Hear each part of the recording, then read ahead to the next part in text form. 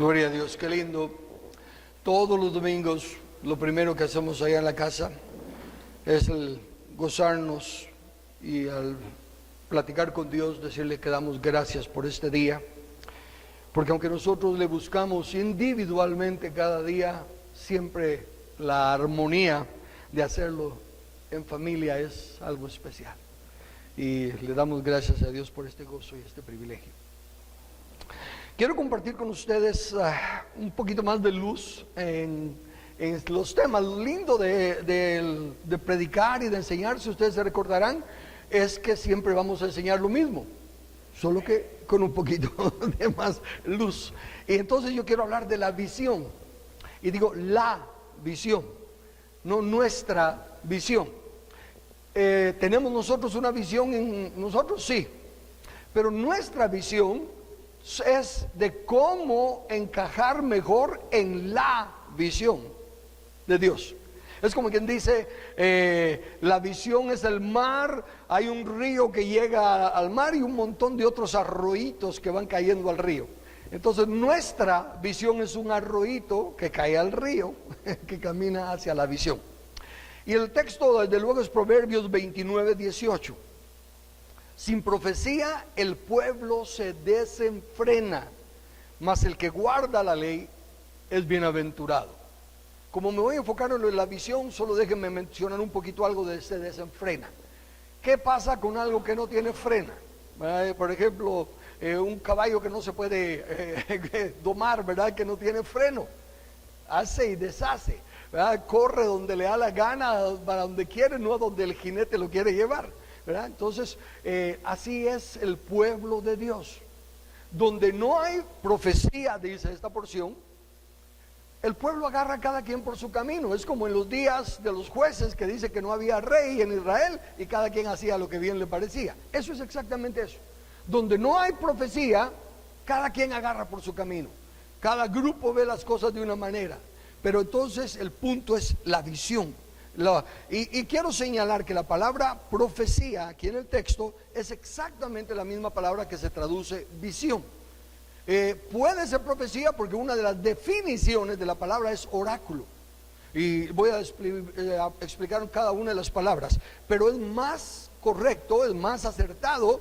Sin visión el pueblo se desenfrena. Y aún en lo material, en lo natural quiero decir. Cuando uno no ve hacia dónde va, ¿verdad? Y está en un campo abierto, en un desierto o en un campo grande y no se puede ver dónde está, a dónde queremos llegar, entonces, no, yo creo que es por aquí, yo creo que es por aquí, cada quien hará su camino. Bien, entonces la visión es lo importante. Y esto de la visión es tan cierto que tanto creyentes como incrédulos lo usan. ¿Verdad? Se nos habla de que si vamos a empezar un negocio, que si queremos alcanzar una profesión, algo, que tenemos que tener una visión de lo que queremos hacer, que no podemos empezar a trabajar si no hay visión. Entonces el concepto de visión es tan importante, como digo, pero cuando carece del fundamento que es al que queremos llegar en esta mañana, hay un montón de visiones circunstanciales, un montón de visiones temporales y otras falsas. Y si la visión es basada en aspectos temporales, y fíjense que lo que voy a decir, un aspecto temporal es alcanzar el éxito, vivir exitosamente o al menos sobrevivir en medio de las circunstancias, o sea, a duras penas. Serán las circunstancias las que impongan los sentidos de valores y las reglas o leyes que nos gobiernen.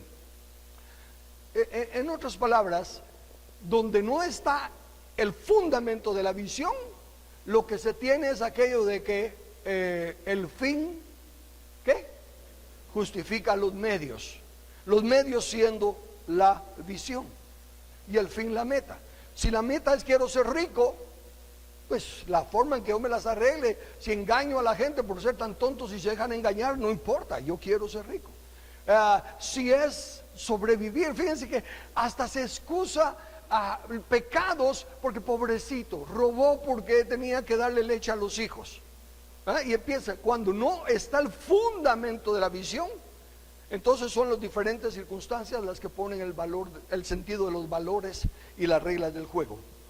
Miren nuestros gobiernos, pero no solo el nuestro, los gobiernos del mundo. Todo lo que ofrecen es basado en las circunstancias y las condiciones de los ciudadanos. Un gobierno, la ley de Dios no es basada en circunstancias de los ciudadanos o de la ley de Dios es pareja para todos. ¿Verdad? Entonces, cuando hay una base, de ahí que la visión a la que vamos a estar enfocándonos es la visión que Dios nos dejó, y vamos a entenderla un poquito mejor hoy, confío. Al no tener la base, lo que se tiene es el temor a la muerte.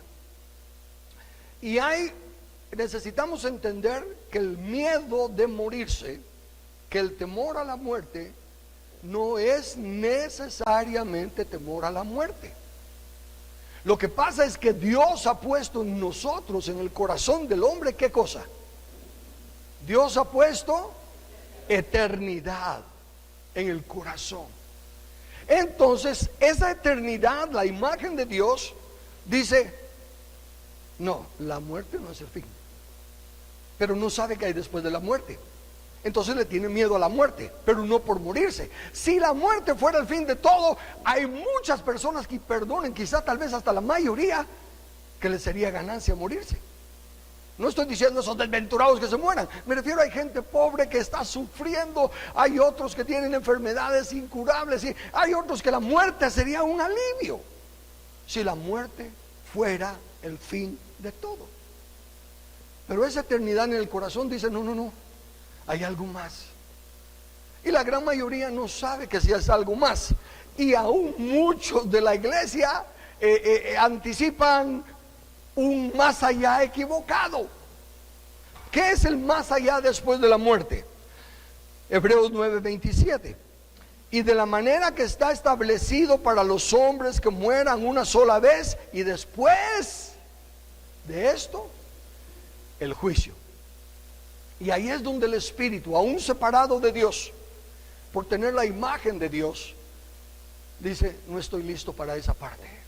Hay algo después de la muerte para lo que no estoy preparado. Y el enemigo es astuto. Entonces usa el miedo a la muerte en los que no tienen esperanza, porque Pablo dice que podemos entristecernos cuando se muere un ser querido o algo, pero no como los que no tienen esperanza. Nosotros sí tenemos esperanza de lo que hay después de la muerte, ahora que ya lo sabemos.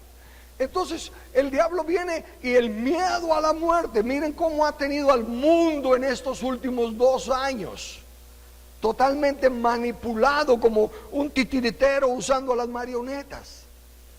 Y cómo en familias hay pleitos, se han apartado familiares, amigos, compañeros. Porque unos dicen, no hombre, no es así, los otros, ay sí. Escuchaba las noticias de que antes de que hablara el señor presidente, ¿verdad? Los comentarios, bueno, se van a quitar ya la máscara, ya van a quitar eso. No, yo voy a seguir con ella porque, horrible. ¿Por qué? Por el temor a la muerte. Pero como digo, no es la muerte en sí, sino que lo que hay después. Y entre los cristianos también. ¿Por qué es que los cristianos son manipulados tan fácilmente, la mayoría? Por eso, entonces vienen a buscarse visiones, como dije, temporales o especulativas, que son especulaciones. El rapto, nos vamos al cielo. Recuerdo los cánticos de mi infancia cristiana cuando comenzaba en el evangelio, ¿verdad? Aunque en esta vida no tengo riqueza, sé que allá en la gloria tengo una mansión. Y entonces empiezan esas visiones consoladoras, pero que no son la visión, no son la verdad. Y el problema está que cuando empezamos a edificar sobre una visión que no es la visión, llegará el juicio y verá que lo que edificamos fue con paja, con madera, con papel, y el fuego lo consume.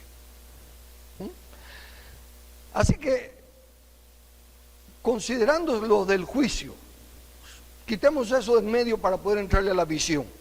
Romanos 10:14. Pero tú, ¿por qué juzgas a tu hermano? O tú también, ¿por qué menosprecias a tu hermano?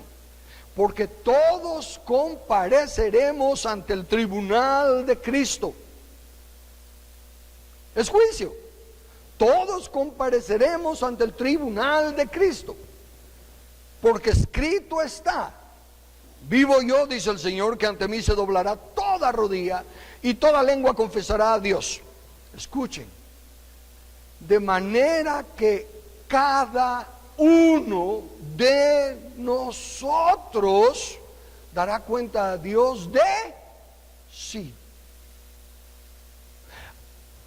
Es necesario que entendamos que en nuestra relación con Dios y en nuestra obediencia a Dios no estamos sujetos a nadie.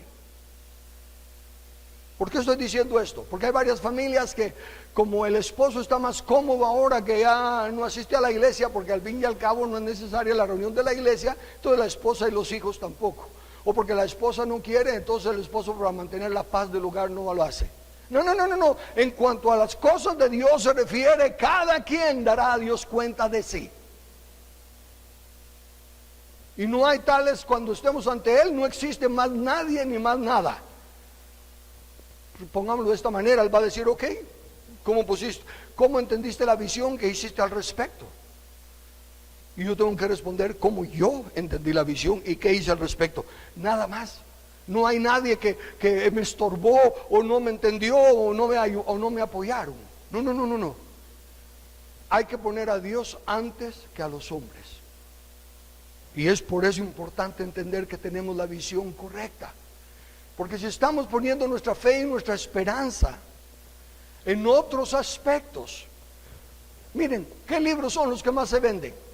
Los libros de mentalidad positiva, los libros de autodesarrollo, porque el enemigo es astuto. El enemigo sabe la eternidad que hay en nuestro corazón y dice: Carlos, no sos cualquier cosa, cada uno de nosotros. No importa lo que diga la gente, no importa cómo te menosprecien, eres alguien especial. Dios te hizo especial. No conoces el potencial que hay en ti. No sabes lo que Dios puede hacer contigo. Y eso es verdad para cada uno de nosotros. No sabemos lo especial que somos. No sabemos el potencial que hay en nosotros. Y el enemigo astuto comienza con una verdad, pero la distorsiona. Y ahí es donde entonces empieza a decirle: puedes alcanzar las riquezas. Estaba platicando recientemente y me decían de una persona exitosa, ¿verdad? Que ahora es uno de los más exitosos en cierto negocio en Guatemala. Pero que lo que estaba haciendo antes del negocio era funcionar como coyote, ¿verdad? Los que llevan y aunque ahora está teniendo éxito, no tiene visa. ¿Verdad? Porque se puede alcanzar el éxito, se puede desarrollar ese potencial, podemos salir adelante en lo que nos propongamos, pero esa no es la meta. Nos mantiene adormecidos. Era como cuando uno toma una pastilla de esas que lo deja medio en ondas. Qué sabroso, ¿verdad? Y todo, pero no es real y se va a pasar el efecto. Y cuando se esté ante la presencia del Señor, se va a encontrar que la visión no era la atinada. Y a un versículo más, Hebreos 2:15, una parte del versículo dice: todos los que por el temor de la muerte estaban durante la vida sujetos a servidumbre. Permítame repetir esa parte. Todos los que le temen a la muerte, crean o no crean en Dios, son esclavos. Analice eso en su corazón. ¿Le tienes miedo a la muerte? Piénsalo para ti. Y no estoy hablando de ridiculeces, ¿verdad? De que no me importa, entonces me puedo tirar de un precipicio. No estoy hablando, me refiero hay un temor justo, un temor saludable. Voy caminando en el monte alto, y oigo no me paro a ver si alguien está tocando la maraca, puede ser una culebra y me muevo para el otro lado, ¿va? No me estoy refiriendo a esa clase de temor sano. Me refiero al temor a la muerte, como esta misma situación que está viviendo el mundo. ¿Por qué está esclavizado el mundo? Por el temor a la muerte. Por el temor a la muerte. Y ahí entran todos por parejos, creyentes y no creyentes, y son esclavos. Pero se recuerdan que aún los mismos israelitas le dijeron a Jesús: nosotros no somos esclavos de nadie. porque ellos estaban viendo una esclavitud de cadenas y de todo que no tenían, pero no entendían que seguían esclavos. Y así pasa con la humanidad y aún con cristianos, que no entienden que la esclavitud no se limita a estar detrás de rejas o a estar sirviéndole a alguien así a la fuerza. Dice Romanos 8:15: pues no habéis recibido el espíritu de esclavitud para estar otra vez en temor. O sea que estábamos en temor, pero si entendemos que Dios nos liberó, ya no debemos de estar en temor, sino que habéis recibido el espíritu de adopción, por el cual clamamos Abba Padre. Ahora, ¿qué clase de espíritu está hablando ahí? La palabra espíritu no se refiere al Espíritu Santo nada más, o a un espíritu ángel, un espíritu de demonios. No. La palabra espíritu es la esencia. Aquí, usando esta palabra, les leo un texto que lo explica mejor. Me voy a Romanos 2:29. Sino que es judío el que lo es en lo interior, y la circuncisión es la del corazón. ¿Cuántos de ustedes han tenido operación de corazón abierto para que le circuncidaran el corazón? Bueno, materialmente ninguno, ¿verdad? Porque no es material. Y este es el concepto de los espíritus aquí. Dice, no en lo interior, la circuncisión es del corazón, en espíritu, no en letra. Y la alabanza del cual no viene de los hombres sino de Dios. O sea que la letra de la circuncisión es la circuncisión física. El espíritu de la circuncisión es la actitud, el comportamiento que una persona que ahora se considera un hombre nuevo, una persona nueva, va a actuar. Gálatas 4:24, lo cual es una alegoría. Pues estas mujeres son los dos pactos, el antiguo pacto y el nuevo pacto. El uno proviene del monte Sinaí, el cual da hijos para esclavitud. Este es Agar. En otras palabras, todos los israelitas son esclavos. ¿Cómo es eso de que todos los israelitas son esclavos por ser hijos de Agar? Por la sencilla razón de que se está hablando de otra clase de esclavitud.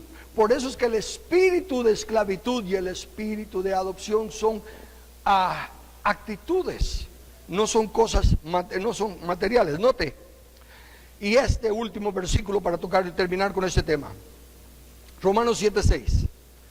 Pero ahora estamos libres de la ley, por haber muerto para aquella que estábamos sujetos. ¿Cuántos ya nos morimos? ¿Verdad? Nosotros decimos estamos vivos. Claro, porque estamos hablando del espíritu de la ley, no de la letra de la ley.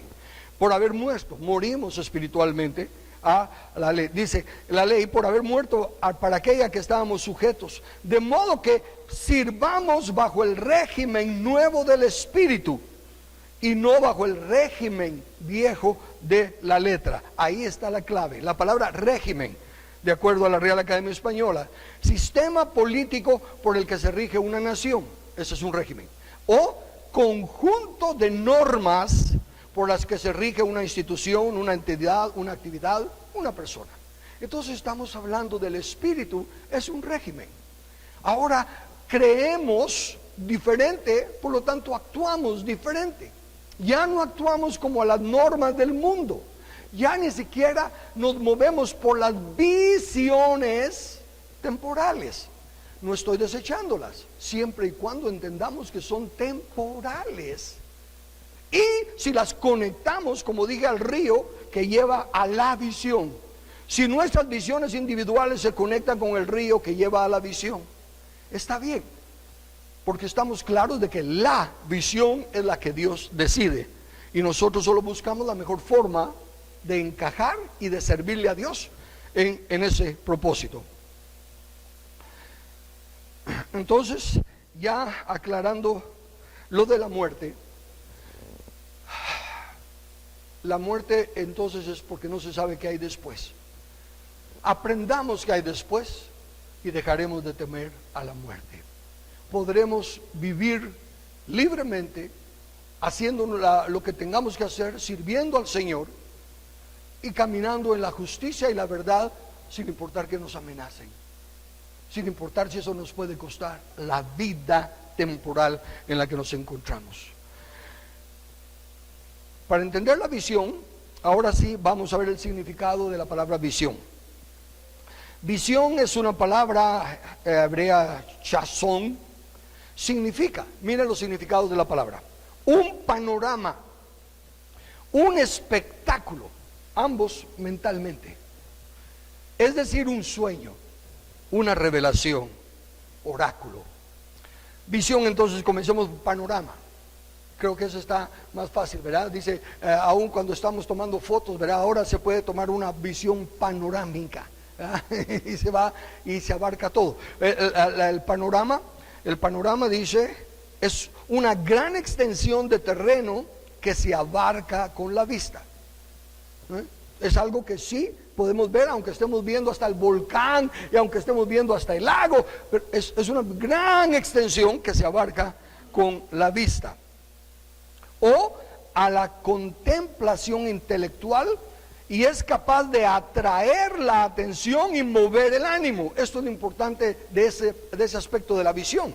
Es capaz de agarrar nuestra atención y mover nuestro ánimo. Guatemala puede ser libre. Guatemala puede ser una nación justa. Nuestra vida en este país, para disfrutar de las bendiciones de Dios, puede ser bajo un gobierno que respete las normas de Dios. Y cuando empieza a haber una visión, algo que capta nuestras emociones, entonces uno está dispuesto a hacer lo que sea necesario. Póngalo ahora personalmente. Nuestro matrimonio puede ser mejor. Podemos experimentar mayor armonía. Y empezamos a ver que Dios dice, ya no son dos, son uno. Y nos enfocamos en esa visión y la anhelamos, de que nuestro cónyuge sea nuestro mejor amigo. Y eso mueve las emociones y estamos dispuestos a hacer morir en nosotros aquello que lo limita. O el empleo, no el empleo, sino que la situación económica. Puedo salir adelante, puedo hacer otras cosas. Dicen a veces, ¿quién lo ha dicho? No me recuerdo, pero es que la necesidad es la madre de la creatividad. Porque cuando hay necesidad uno empieza a ver qué hace. Y en ese buscar qué hacer, qué hace, puede encontrar el éxito. Entonces, el panorama, y noten que por favor que no es solo lo que realmente vemos, sino que es lo que yo me puedo imaginar. Yo tengo una visión del reino de Dios que va más allá de la guerra de las galaxias, que va más allá de Star Trek. Todas esas cosas se quedan chiquitas a la visión que yo tengo de lo que Dios va a hacer con nosotros, para lo que nos creó. Un panorama que mueve las emociones. Yo tengo una visión de lo que Guatemala va a hacer. No puede ser, sino que va a ser conforme el reino de Dios establezca. Y es algo que mueve las emociones, mueve los ánimos y llama nuestra atención, y puede infundir deleite, asombro, también dolor u otros afectos más o menos vivos o nobles. Esa es parte de la visión, lo panorámico. Y que dije que es también mental, ¿verdad? De esa manera, si el panorama es de una forma mental, puede ser un sueño o una revelación. En un sueño uno puede viajar en el espacio. En un sueño no hay límite para todo lo que hay. Y eso es parte de la visión que Dios nos da. Nos lo informa de diferentes maneras. Y el oráculo, dice así la definición, especialmente en la antigüedad greco-romana, es una respuesta que una deidad daba a una consulta a través de un intermediario y en un lugar sagrado. En la Biblia, especialmente en inglés, cambian la palabra profecía por oráculo, oráculo de Jehová, y es una profecía. ¿Ok? Entonces, cuando queremos saber una cosa y le preguntamos a Dios, la respuesta es el oráculo, de acuerdo a la única revelación que Dios ha dado, de acuerdo a la palabra de Dios.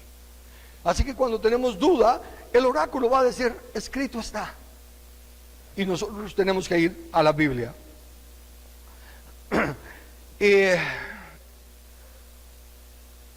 Así que hablemos de la visión y me voy ahora a la ley de la primera mención. ¿Qué sabemos de la ley de la primera mención? Que cuando algo se menciona por primera vez, ahí está su esencia, ahí está el carácter de aquello que va a continuar aunque ya no se repita. El texto es Primera de Samuel capítulo 3 versículo 1. Dice: el joven Samuel ministraba a Jehová en presencia de Elí, y la palabra de Jehová escaseaba en aquellos días. No había visión con frecuencia. Miren el juego de esas palabras. La palabra de Dios escaseaba. La visión escaseaba. No había visión con frecuencia en aquellos días. Quiere decir, y este es el punto clave, ¿qué es lo que hace que podamos tener visión y que nuestra visión vaya siendo cada vez más amplia y más clara? La palabra. Donde escasea la palabra, escasea la visión. La visión, no las nuestras. Porque una vez más, con visiones falsas, con visiones temporales, no escasea la palabra porque eran versículos fuera de contexto y abunda el montón de versículos y escriben el libro, usted puede hacer todo lo que quiera. Y no escasea las visiones de autodesarrollo, las visiones, pues, como digo, de motivación personal. Pero la visión de Dios sí escasea, donde escasea la palabra. Y ahora llevémoslo a donde tenemos que llevarlo. Cada quien dará a Dios cuenta de sí. Si sabemos que es el conocimiento de la palabra y de cuánta cantidad de palabra hay en nosotros, que va a ser el entendimiento de la visión, ¿qué respuesta vamos a dar al Señor cuando decimos que Señor, no entendí mucho?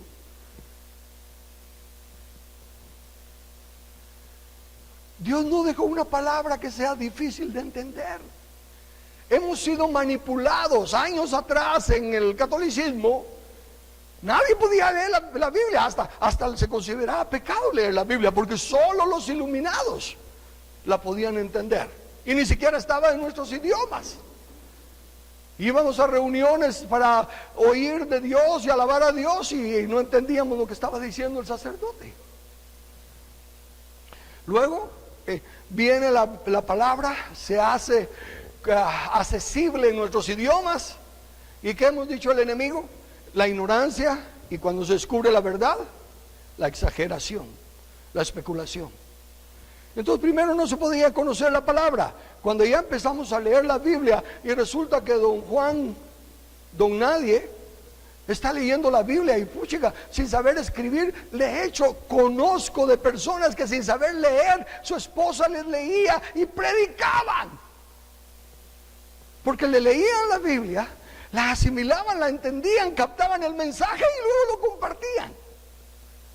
Y cuando empiezan a ver las grandes élites, los que han pasado años estudiando, que ahora don Juan, don Nadie, está teniendo más entendimiento de la palabra que ellos, empiezan con el extremo.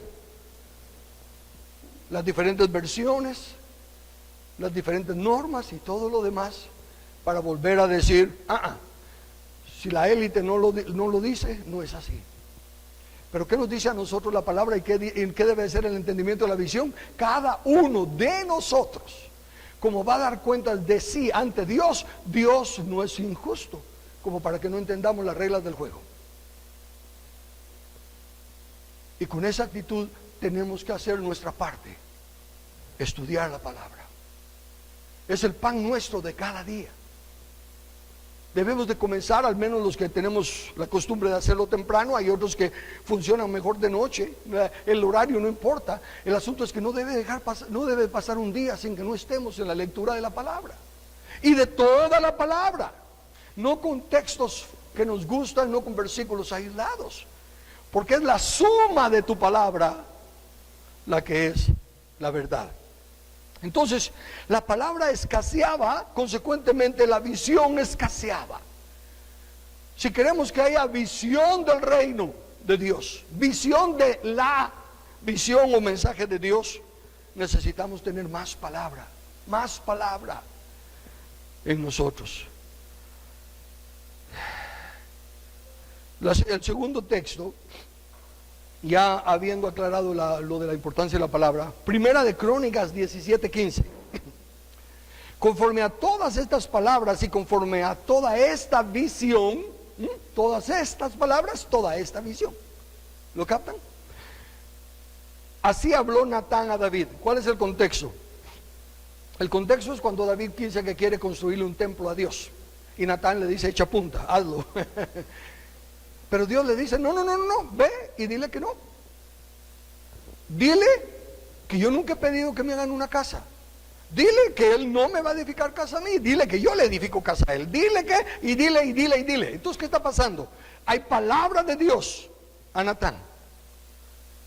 Y toda esa palabra que el Dios le da a Natán es una visión. Y cuando va Natán con David, démonos cuenta de que en solo esa plática le está diciendo el oráculo de Dios. Mira las escrituras: ¿cuándo he pedido yo que me hagan una casa? Si estamos hablando del tema de la casa, el oráculo dice: ¿cuándo he pedido yo una casa? No está en la palabra. Entonces, date cuenta de tu trayectoria, de tu vida, la persona que tú eres hombre de guerra, tus manos están ensangrentadas, lo cual no es pecado porque estabas en la guerra, pero no estás llamado a edificarle nada espiritual a Dios. En cambio, déjame decirte lo que va a pasar en tu futuro, cuando tú ya vayas a dormir con tus padres. Voy a levantar a uno de tu descendencia, él sí me va a hacer una casa. Bueno, no que él no está pidiendo casa, es que no es la casa material, no es la letra de la ley, es el espíritu de la ley. La casa de Dios es una casa formada de piedras vivas en las que mora él. Y ese hijo que va a venir de la descendencia de David sí me va a edificar casa. Ahora razonemos cronológicamente. ¿Cuánto tiempo está hablando ahí?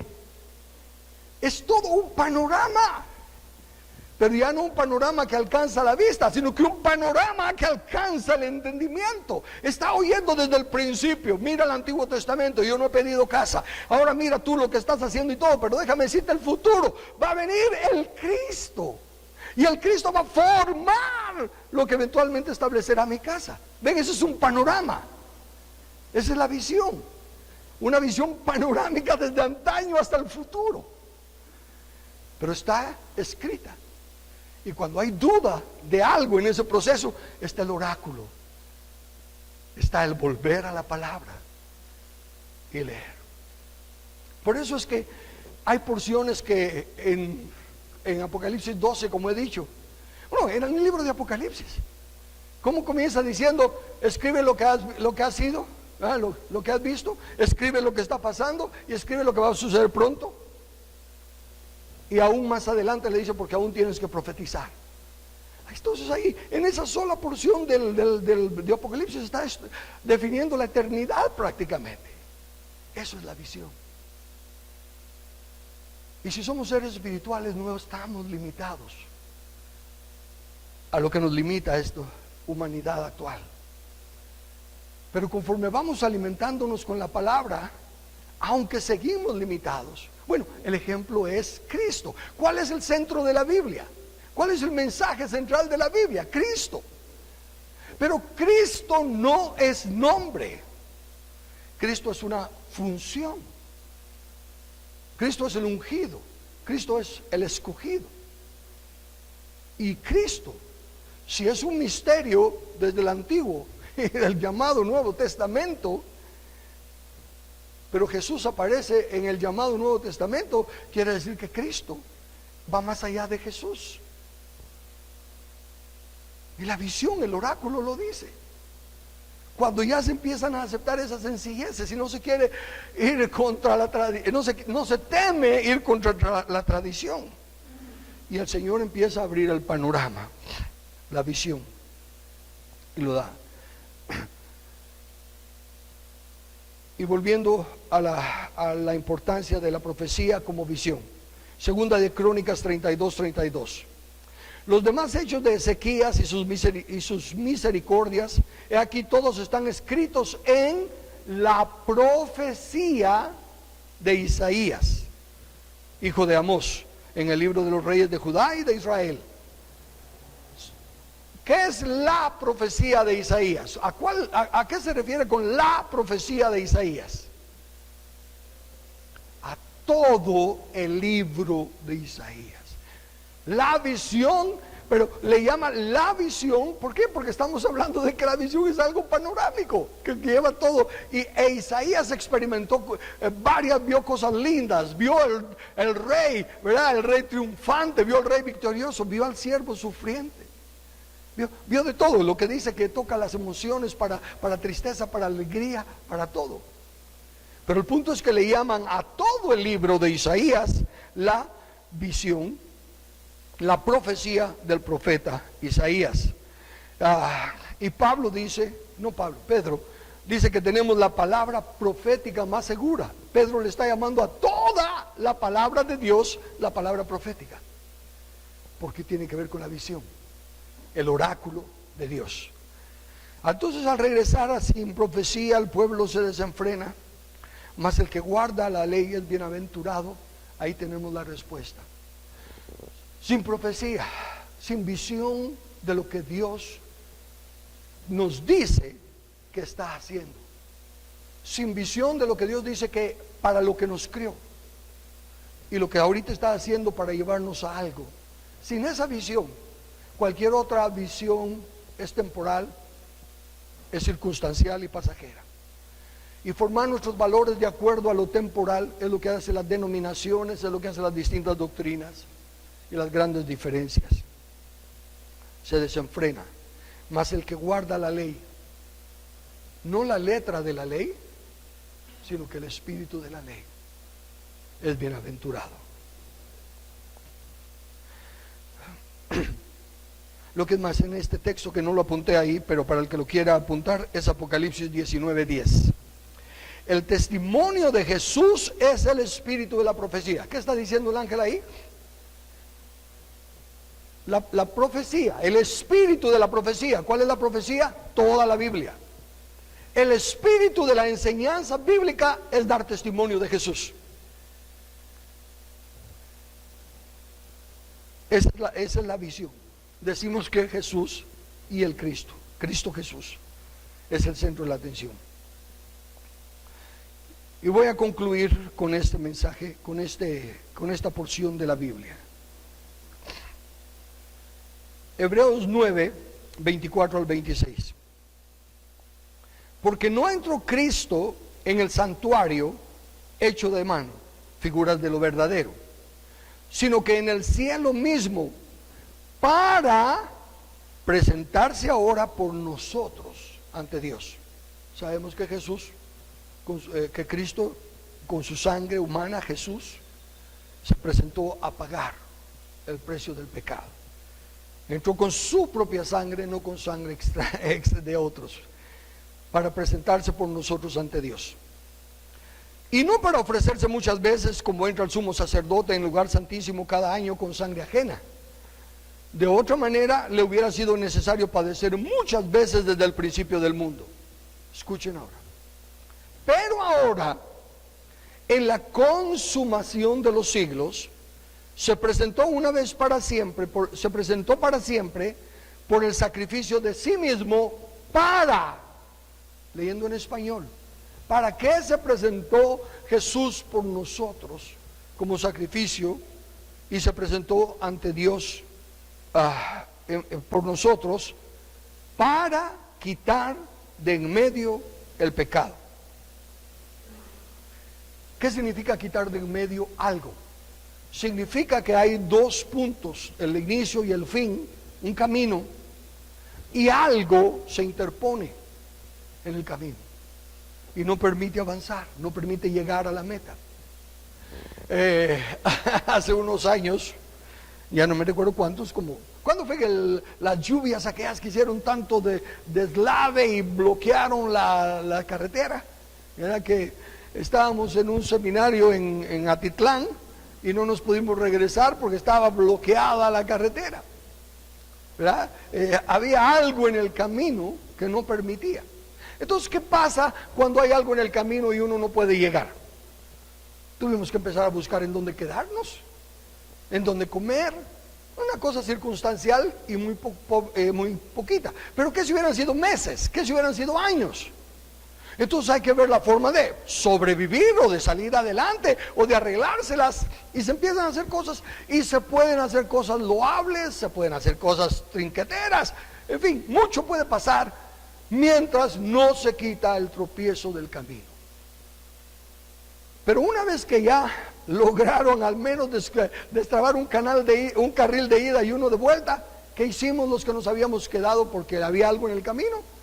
Agarramos camino para llegar a nuestra meta, a donde íbamos al principio, en este caso regresar a casa. Entonces, si hay algo en el camino y Cristo vino para quitar ese algo del camino, ¿y cuál es ese algo? El pecado. ¿Qué separa el pecado? ¿Qué separa el pecado? Nos separa de Dios, separa a Dios del ser humano. No hay comunión, no hay vida, no hay nada. Estamos muertos de nuestros delitos y pecados, rotos por el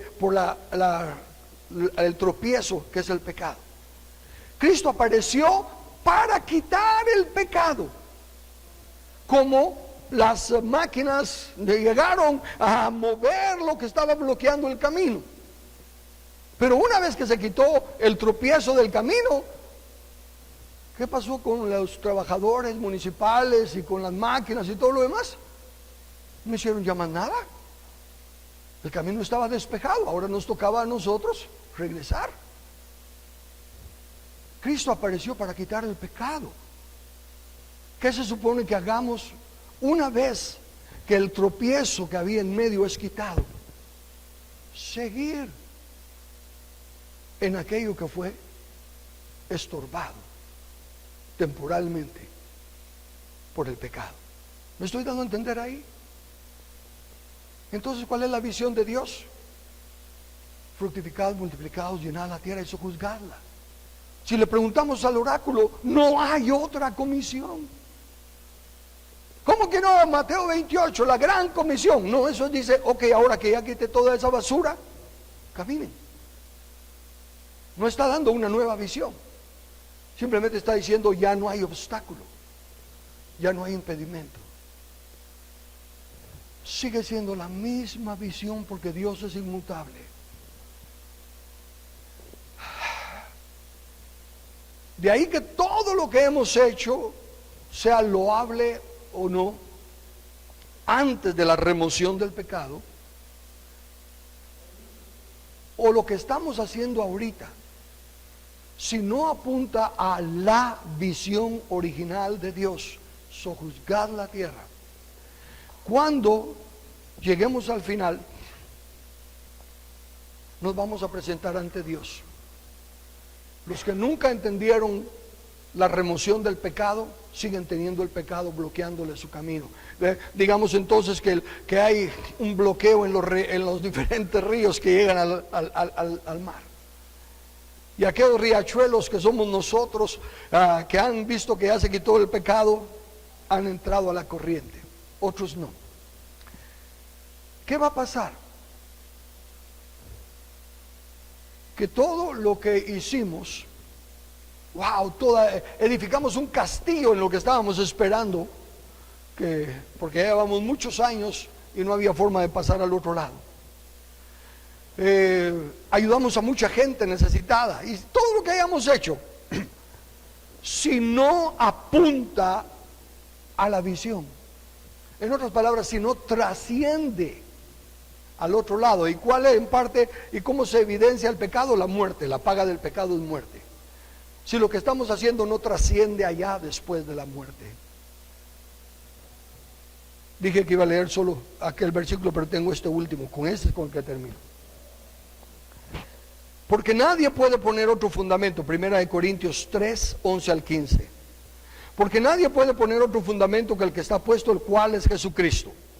Nadie puede ser salvo, nadie puede tener comunión con Dios, nadie puede ser redimido si no es a través del sacrificio de Cristo. El que no reconoce a Jesús como Rey y Señor está muerto en sus delitos y pecados. El fundamento entonces es la remoción del pecado por medio de la redención en Cristo. Nadie puede poner otro fundamento. Y si sobre este fundamento alguno edificare oro, plata, piedras preciosas, madero, heno, hojarasca. Miren, no nos dejemos guiar ahorita así por... Si hago una choza de oro, ¿no será mejor que un castillo de arena? Entonces no pensemos en lo grande de la obra que hicimos, sino que la calidad de la obra que se hizo. ¿Y cuál es mejor? ¿El oro o la plata? ¿O cuál es el otro? ¿O piedras preciosas? Los tres tienen una característica buena: resisten el fuego. Así que lo que se haga con eso resiste el fuego. Pero por el otro lado hacemos un montón de cosas buenas de madera, un montón de cosas buenas de paja, un montón de cosas buenas de arena.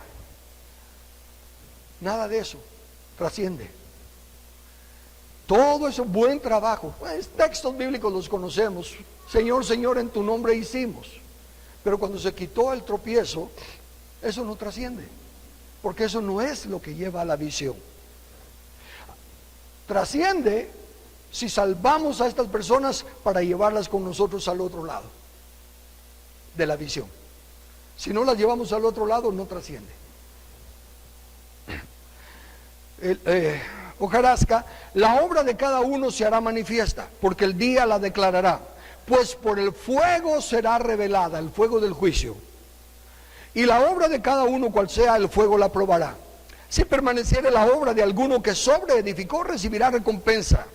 Si la obra de alguno se quemare, él sufrirá pérdida, si bien él mismo será salvo, aunque así como por fuego. Todo aquel que pone su confianza en Cristo y le reconoce como Señor y Salvador está sobre el fundamento. Ahora ocúpese de ver qué es lo que está edificando, cómo está criando a sus hijos. Los está criando enseñándoles la sana doctrina de Dios, enseñándoles los principios de Dios. ¿Cómo está su matrimonio? ¿Cómo está edificando la relación conyugal? ¿Cómo está su labor laboral? El oráculo tiene respuesta para cada rol, para cada función. Y a los que estamos guiando a Cristo, ¿a qué Cristo le estamos guiando? ¿Al que los va a salvar de irse al infierno? ¿O al que los va a establecer para gobernar en la tierra? ¿Ven? Eso es lo que tenemos que entender, la visión, para que todas nuestras otras visiones conectadas con la visión, cuando llegue ese momento podamos pasar.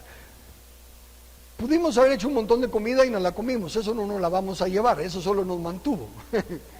Pero las cosas que estemos edificando, si las vamos a dejar porque no pasan el fuego, no cuentan. Entonces se perderá. ¿En qué se perderá si va a ser salvo?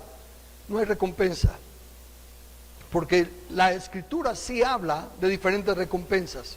Pero es que no es por obras, sale rápido la excusa. No es por obras para quitar el pecado, no es por obras para remover el estorbo, pero sí es por obras para ver qué trasciende y sobre qué se va a hacer otorgado galardón de Dios el galardonador.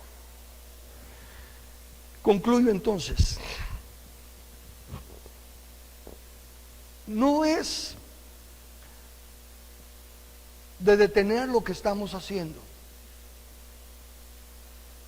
no es de dejar de aspirar grandezas aquí en la tierra y ahora, no es de dejar de luchar por salir adelante financieramente, políticamente, familiarmente. Tenemos que seguir trabajando en todo, no es de dejar nada. Simplemente que el material que vamos a usar para construirlo. Si hasta ahorita hemos estado haciendo puentes de madera, si hasta ahorita hemos estado haciendo un montón de cosas bonitas, pero no van a trascender, no son duraderas. Empecemos, aunque no sean tantas las cosas que podamos hacer, pero que sean de más valor, que sean de un material más fuerte, que resista el juicio, el fuego, que trascienda el temor a la muerte, que sepamos que nos vamos a presentar ante Dios con paz, con gratitud, con gozo, porque sabemos que el juicio ya no nos va a afectar, no va a quemar nuestras obras, porque ahora son hechas a la luz del oráculo, a la luz de la profecía, y guardando la ley seremos bienaventurados. Vamos a traer los elementos. Son siempre los principios de mes los que tomamos, y fíjense que tiene que ir agarrando sentido lo que hacemos. No es una tradición, es una tradición. Hay tradiciones buenas y hay tradiciones malas. Dice que no nos dejemos llevar por tradiciones según los hombres y no según Cristo. Hay tradiciones buenas, y esto de participar de la mesa del Señor una vez al mes es una tradición buena. Pero dice que todas las veces que comamos este pan y bebamos esta copa, estamos anunciando algo. ¿Qué es lo que estamos anunciando? La muerte del Señor. ¡Hala! ¿Por qué seguimos anunciando la muerte del Señor? ¿Por qué no mejor anunciamos su resurrección, su victoria? ¿Por qué? Porque no hemos entendido la muerte del Señor. Si entendiéramos que Él se entregó una vez para siempre, entonces cuando celebramos la muerte del Señor es para recordarnos, ya estamos en el nuevo pacto, ya pasamos el deslave que hubo en la carretera del pecado, ya podemos seguir adelante en la comisión, la visión original, y para que evaluemos lo que estamos haciendo hasta aquí, de manera que cada uno, dice Pablo, pruébese a sí mismo. ¿Cuánto de lo que yo estoy haciendo, cuánto de lo que creo, cuánto de lo que estoy trabajando, realmente lo estoy haciendo con el entendimiento de que apunta a aquello? Gobernar la tierra conforme a la ley, conforme a las normas y los principios de Dios. ¿Cuánto las relaciones que estoy desarrollando? Y escuchen esto, las relaciones que estamos desarrollando no van a trascender. La Biblia no habla de que vamos a seguir siendo esposos, padres, hermanos, hijos al otro lado. Dice que vamos a ser como Cristo. Los que ahorita estamos en la versión masculina, igual que los que están en la versión femenina, esas dos versiones van a desaparecer y vamos a ser como Cristo. Y Dios dice que los ángeles no se casan ni se dan en un matrimonio, los seres espirituales. Pero el galardón que vamos a obtener va a depender de cómo desarrollamos la función que ahorita nos es asignada. Este es nuestro examen. Es un examen en la práctica, no es teórico. Si yo creo en Dios, ¿cómo debo de ser de esposo? ¿Qué dice el oráculo? A mí que soy esposo. ¿Qué dice el oráculo? A mí que soy padre. ¿Qué dice el oráculo? A mí que soy jefe, que soy empleado. ¿Cómo desarrollemos nuestra función y nuestras relaciones de este lado? Será el galardón del otro lado. Y esa explicación puede afectar las emociones. Precisamente por eso, porque el enemigo ha trabajado astutamente en hacernos que nos enfoquemos más de este lado, en ocuparnos de este lado. Y la mejor forma de saberlo va a ser: evalúense cuánto miedo le tienen a la muerte. Esa puede ser el péndulo, o la plomada, mejor dicho, que les ayude a ver cuántos se están acercando a la visión.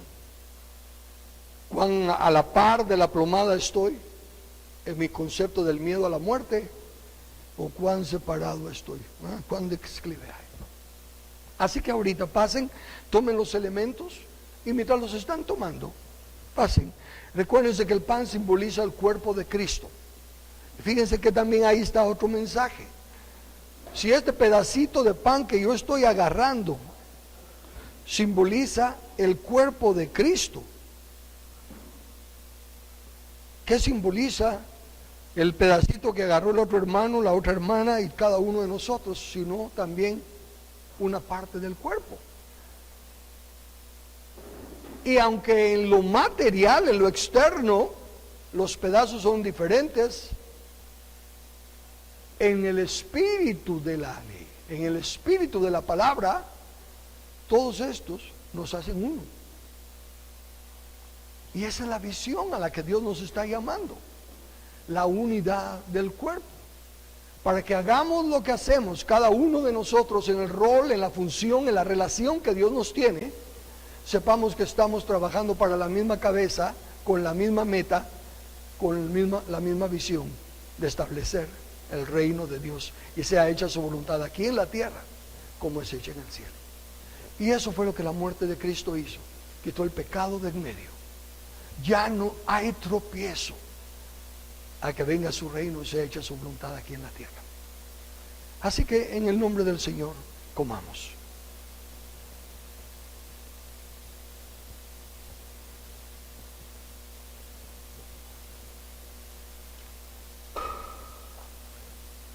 Somos uno, cada uno haciendo su función, cada dedo haciendo su función, cada órgano, cada parte del cuerpo, pero somos uno porque tenemos la misma visión que nos da la misma cabeza.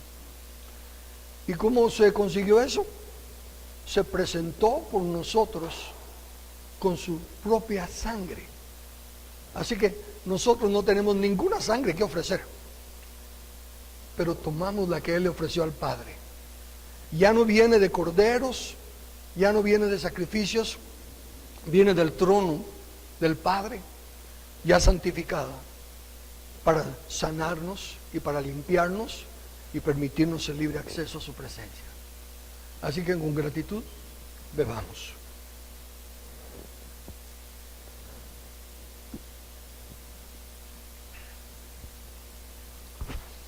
Padre amado,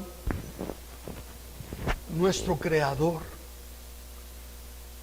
tú, Señor omnipotente, el único que tiene todo conocimiento, el único que sabe cada segundo, cada partícula del tiempo y de nosotros, y que tienes pensamientos de bien y no de mal. Nos has concedido el privilegio de estar en esta etapa de formación, en esta escuela de la vida, para ir conociendo poco a poco lo tanto que tú tienes y nos quieres revelar. Concédenos la dicha que conforme nos proponemos en obediencia, obedecer lo que tú nos estás mostrando, tu Espíritu Santo nos ilumine el entendimiento de cómo agradarte mejor, de cómo representarte mejor, y descansar en que tú sabes nuestro corazón. Nosotros no nos conocemos a nosotros mismos, nos engañamos a nosotros mismos. Por eso es que caminamos en consejo, para que tú ordenes nuestros pasos en la multitud de consejo, y de esa manera seamos gratos. El anhelo de nuestro corazón es que tu nombre sea exaltado, que tu reino se manifieste, que la tierra sea llena del conocimiento de tu gloria, y que todos a una vez, la creación entera, te exaltemos y te reconozcamos, más que como el Creador, más que como el Dios omnipotente, por la misericordia que nos has extendido como nuestro Padre Celestial, y que de esa manera te glorifiquemos. Lo pedimos por el mérito de esa misma sangre con la cual Jesús se presentó delante de ti, y en su nombre. Amén.